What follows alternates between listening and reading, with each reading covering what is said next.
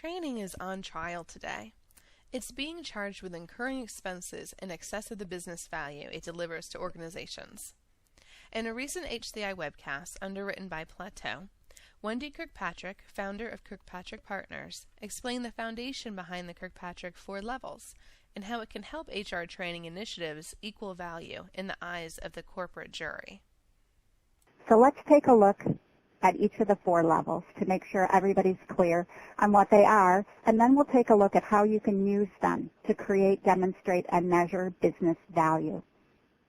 Level 1 is reaction, and this is quite simply to what degree participants react favorably to your training program. They probably look just like these people on the screen after each and every one of your instructor-led classes, don't they? But seriously, Level 1 reaction is a good way to double-check not only that people enjoyed the training, but it's also a good measurement of making sure that the training is appropriate for the content that you want people to learn so they'll be able to do what they need to do when they're back on the job. It's a good double-check to make sure that your training was free of unnecessary distractions and that ultimately people were able to have an environment where they could adequately learn. Level 1 is most typically measured with the good old reaction sheet, or what has come to be known as the smile sheet.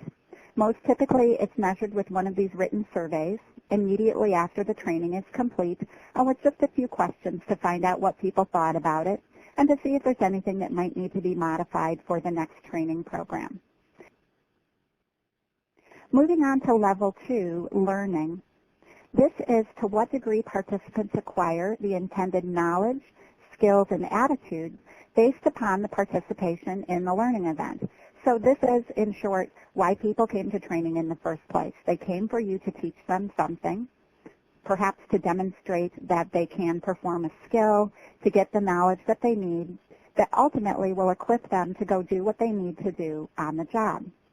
Level 2 learning is measured in perhaps the biggest variety of ways in practice, with little checks throughout the course, things like the pop-up that we just had asking you what the names of the 4 levels in order are.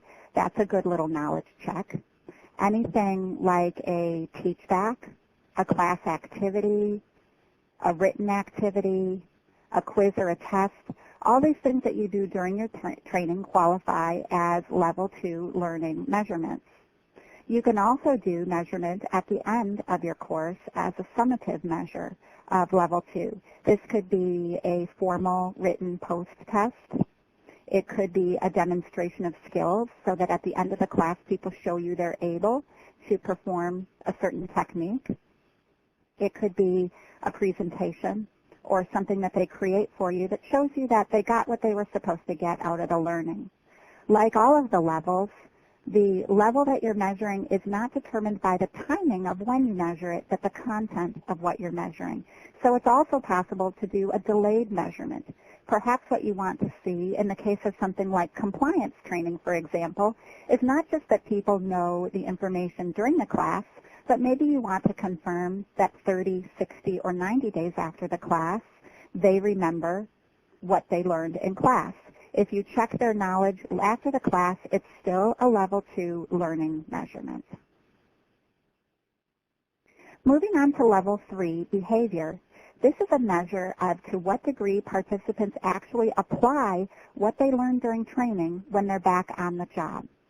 The difference between Level 2 and Level 3 is this. Level 2 means that you can do something in isolation, in the classroom, or hypothetically speaking. You have the skill and can demonstrate it. Level 3 means you are actually using the skill and performing the function on the job for real. So this is really where we can start to see the impact of training, because this is where people are actually doing something as a result of having attended the training program. Now, Level 3 also crosses over into another area. We sometimes call the area between Level 2 and Level 3 the Great Divide, because what we found is that most learning professionals have a pretty good handle on measuring Levels 1 and 2, and they measure them on a regular basis. But then they'll usually kind of apologetically say something like, well, you know, I know Level 3 is important and I want to do it, but Well, I usually don't. I'm just not sure. I don't know how to approach level 3. I'm a little confused by that. So if you're in that category, first I would tell you you're not alone. Second, I would tell you this is where you can and should make a real difference.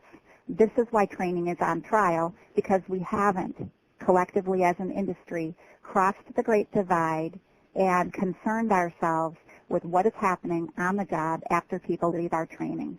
And this is where you can make the biggest difference. So how can you measure level 3 behavior? First, I'd like to say it's not as difficult, expensive, or complicated as people make it out to be. It could be as simple as picking up the phone and calling training attendees and asking them how they're doing at applying the skills on the job. Is it working for them? Are they having success? Are they having trouble, and maybe do they need a little support? You could do the same with an email or a survey. So often it's just as easy as reaching out to the attendees. Another way that you can reach out is to the supervisors and managers of the attendees. You can reach out to them and ask them, do you see your direct reports who attended training actually applying and using the skills? Finally, we have level 4 results. This is the ultimate destination of where we're trying to go. And this is to what degree targeted outcomes occur as a result of the learning event and the subsequent level 3 reinforcement. One point of confusion I've seen with a lot of training professionals about level 4 results is they don't realize that level 4 results really need to be framed at the business or organizational level. Level 4 results go beyond training. These aren't training results. These are results that are important to your entire organization. Examples for the private sector would be things like sales, profitability, output, reduction of injuries, increased customer satisfaction, things that are the very highest goals of the company, perhaps the reason the company is in business, and the key dimensions that the CEO probably looks at each and every day first thing. Some examples of level 4 results in the public sector could be things like groups of people served, client or customer service satisfaction, reduction in litigation and claims, increase in compliments to complaints, and measures like that. So these are things that go far beyond the training classroom and really get to what's most important to an organization.